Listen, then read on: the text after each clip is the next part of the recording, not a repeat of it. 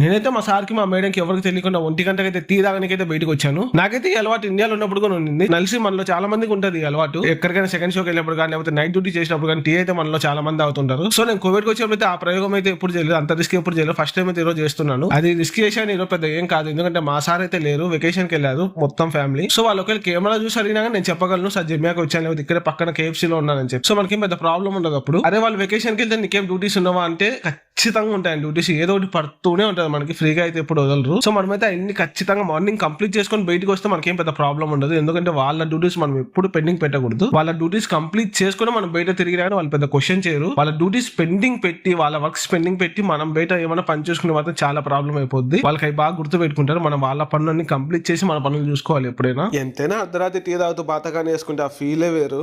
ఇంకా అంతే అండి. వీడియో నచ్చితే మాత్రం ప్లీజ్ అలా ఒక లైక్, షేర్, సబ్స్క్రైబ్ అయితే ఖచ్చితంగా చేసుకోండి. And thanks for watching.